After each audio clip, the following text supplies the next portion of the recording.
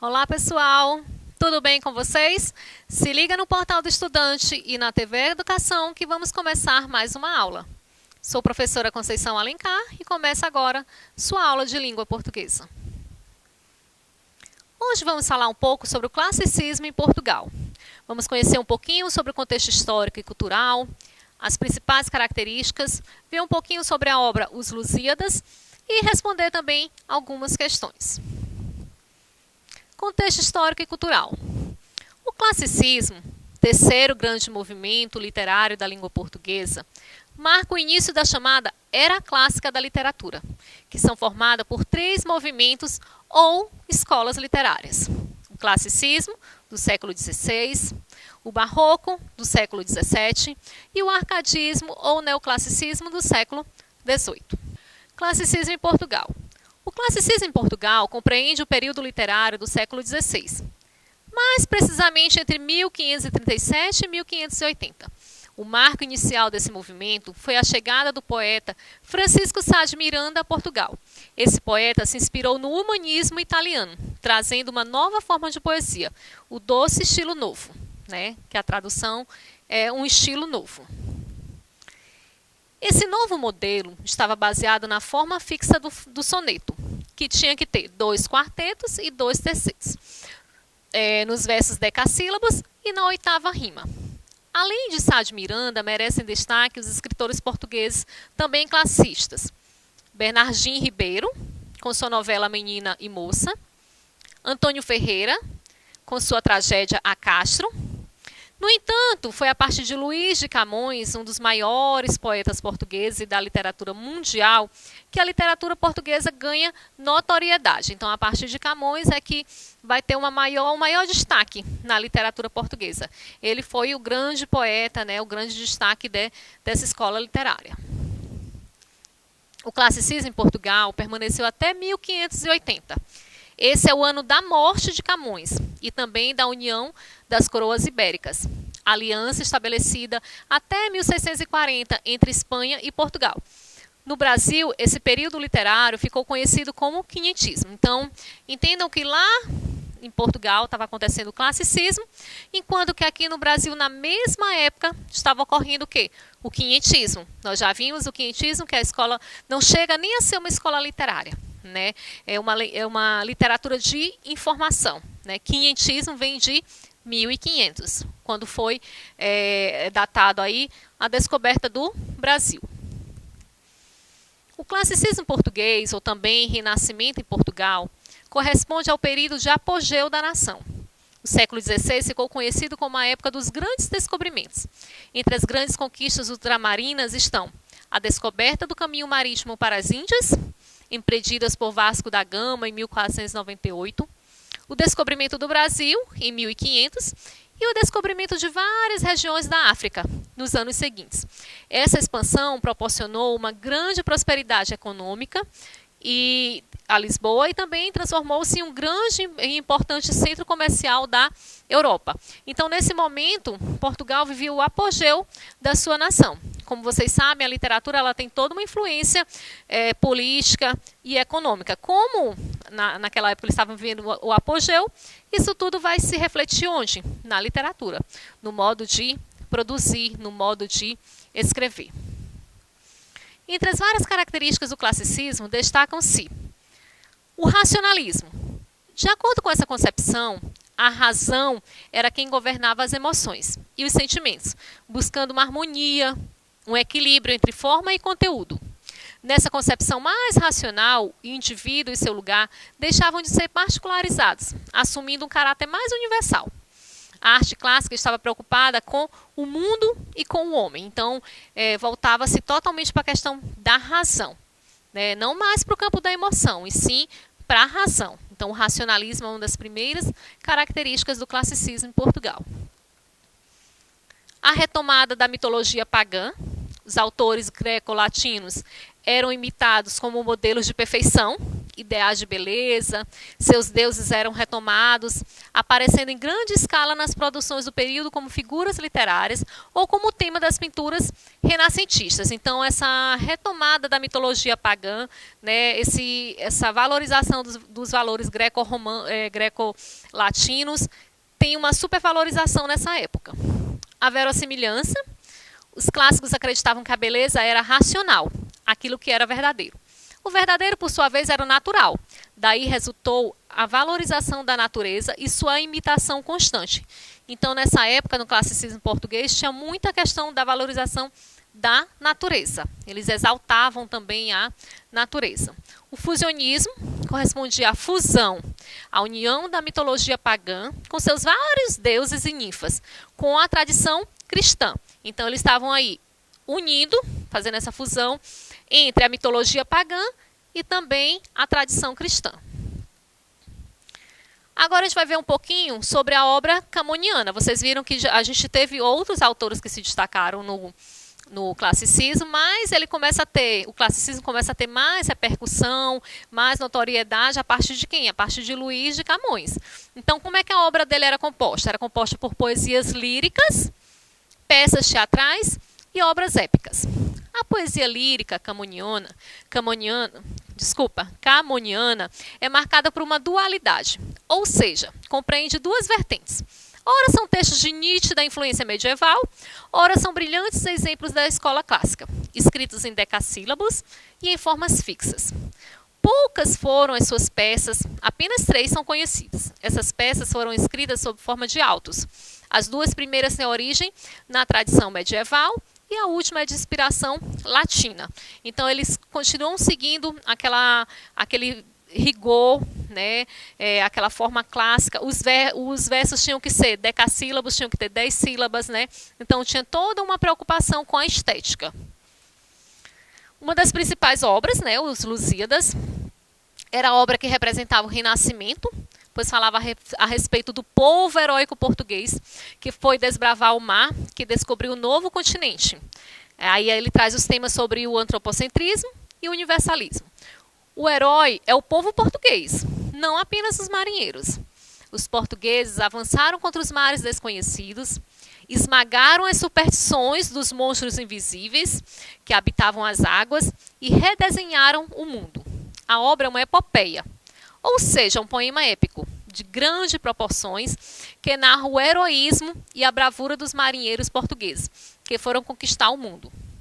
Como o Renascimento busca fazer renascer a cultura da antiguidade, a obra de Camões faz renascer a antiga mitologia grega, né? Então é uma obra, como vocês podem ver, que exalta toda a questão do povo português, coloca eles como heróis, né? Eles passam por toda aquela lenda que tinha um monstro que afundava os navios, que ninguém conseguia ultrapassar aquela rota. E eles vão e eles conseguem quebrar toda aquela tradição, aquela superstição que eles tinham. E por isso o povo português é muito exaltado. E não só os marinheiros, né? Eles são exaltados pelo seu heroísmo, pela sua bravura. Ou seja, além do antropocentrismo e do racionalismo, a volta dos seres mitológicos também era uma característica do Renascimento. Um bom exemplo é o Nascimento de Vênus, né? Uma pintura que é a deusa do amor e da beleza. Como é que é a estrutura da obra Os Lusíadas? É um poema épico, do gênero narrativo, está dividido em 10 cantos. Tem 8.816 versos, são versos decassílabos, né, de 10 sílabas. Possui 1.102 estrofes de 8 versos. As rimas utilizadas são cruzadas e emparelhadas e a obra está dividida em 5 partes. Tá vendo, turma? Daí, então, a notoriedade de Luís de Camões. Ele é realmente um gênio para ele conseguir pensar em tantos detalhes para fazer uma obra tão minuciosa, tão bem pensada, tão bem harmoniosa, para que conseguisse, né, manter todas essas características. Aí a obra está dividida assim, em proposição, invocação, dedicatória, narração e epílogo. Proposição. Introdução da obra, com a apresentação do tema e dos personagens, que é o canto 1. A invocação. Nessa parte, o poeta invoca as ninfas do Tejo, como uma inspiração. Dedicatória. Parte em que o poeta dedica a obra ao rei Dom Sebastião. Narração. O autor narra a viagem de Vasco da Gama e os feitos realizados pelos personagens, né? Canto 2, 3, 4, 5, 6, 7, 8 e 9. A maior parte, né, da obra Os Lusíadas, claro, está na narração. E o epílogo é a conclusão da obra. Então, toda a obra dos Lusíadas, está dividida em 5 partes, que são essas: proposição, invocação, dedicatória, narração e epílogo. A epopeia, escrita em 10 cantos, tem como tema as navegações ultramarinas do século XVI, as grandes conquistas do povo português e a viagem de Vasco da Gama às Índias. A mitologia greco-romana, o cristianismo são temas recorrentes na obra. No início, ele narra sobre a frota de Vasco da Gama que vai em direção ao Cabo da Boa Esperança. É logo o início que ele traz esse tema.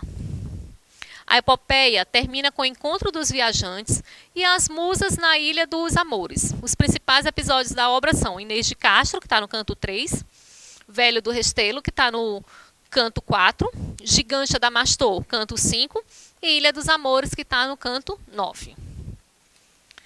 Agora nós vamos voltar aqui, fazer algumas questões e tentar relembrar algumas das características, alguns conceitos que nós vimos sobre o classicismo português. São perguntas bem rápidas, meio que um quiz. Geralmente vocês podem encontrar, quando vocês forem fazer as provas de vestibular, quando for fazer Enem, quando for fazer provas na escola, podem encontrar questões maiores, com textos maiores, onde vocês precisam analisar os textos para responder as questões. Eu optei em colocar umas questões mais curtas, para a gente tentar resolver um número maior de questões num tempo um pouquinho menor. São os principais representantes na literatura portuguesa do classicismo. Letra A, Gregório de Matos, Augusto dos Anjos, Padre José de Anchieta e Almeida Garré. Letra B, Luís de Camões, Gregório de Matos, Augusto dos Anjos e Antero de Quental. Letra C, Luís de Camões, Sá de Miranda, Antônio Ferreira e Bernardinho Ribeiro. Letra D, Almeida Garré, Flor Bela Espanca, Essa de Queiroz e Antônio Ferreira.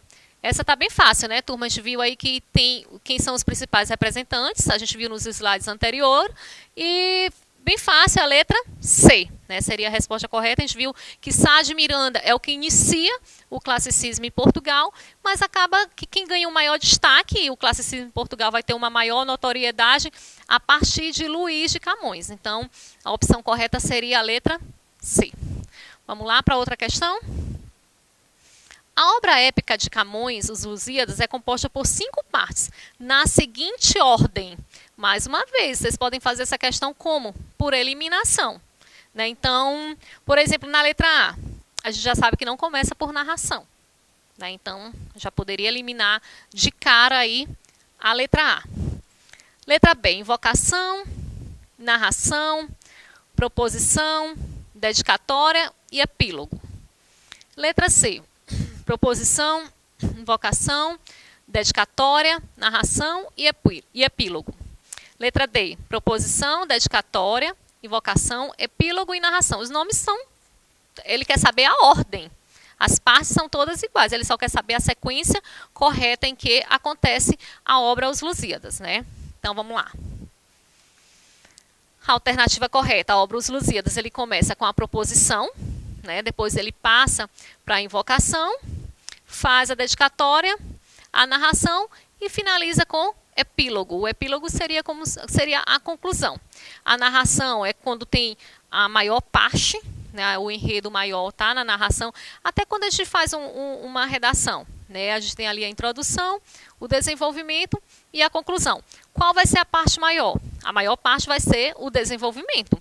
Aqui a mesma forma, né? Ele apresenta a obra e a narração ela é bem mais ampla, bem maior do que as demais partes. As obras literárias produzidas durante o Renascimento privilegiam as seguintes características, exceto, gente, muita atenção ao que a questão pede. Uma coisa que é bem legal de vocês fazerem é marcar o comando.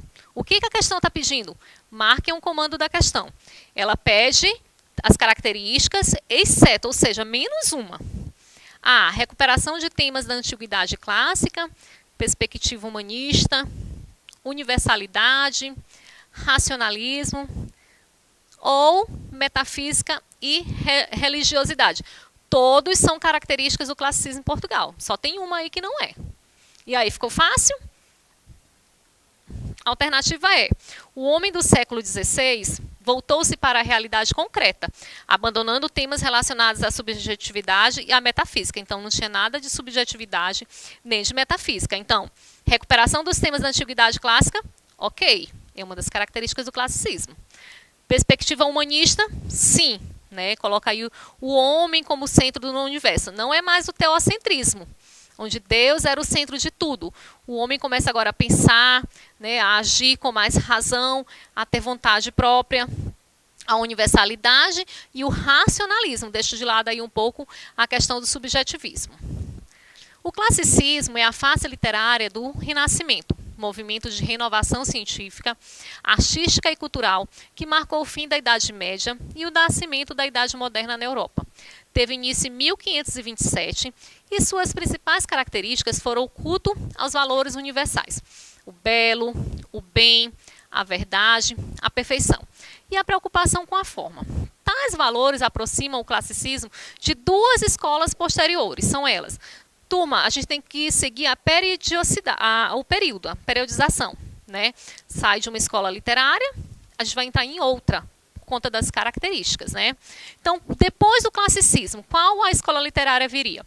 Barroco e simbolismo, arcadismo e parnasianismo, romantismo e modernismo, trovadorismo e humanismo, ou realismo e naturalismo? O que vocês acham?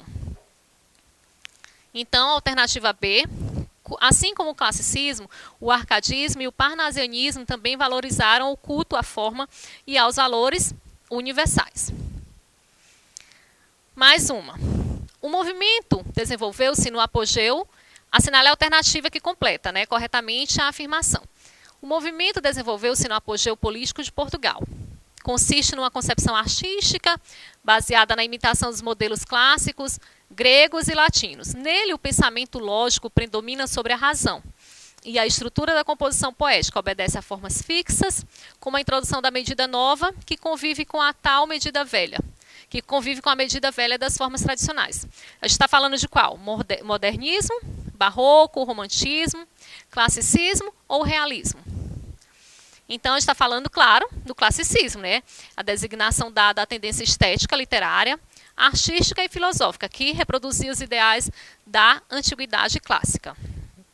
E finalizando aqui a nossa aula com o nosso momento Português nas Redes. Se você quiser participar do nosso momento Português nas Redes, basta mandar o seu meme, a sua figurinha, a sua sugestão lá para o Instagram da plataforma Gonçalves Dias. Manda lá a mensagem no inbox, manda o meme que você quer ver analisado aqui para a gente poder colocar e interagir. O que eu trouxe hoje para vocês diz assim: hoje acordei renascentista, belo, racional e me sentindo o centro do universo. Então, para você que acordou aí bem inspirado, que acordou aí com a autoestima bem elevada, né, traz aí as características do renascentismo, do renascimento, né, belo, racional e sentindo-se o centro do universo. Espero vocês na próxima aula. Até a próxima.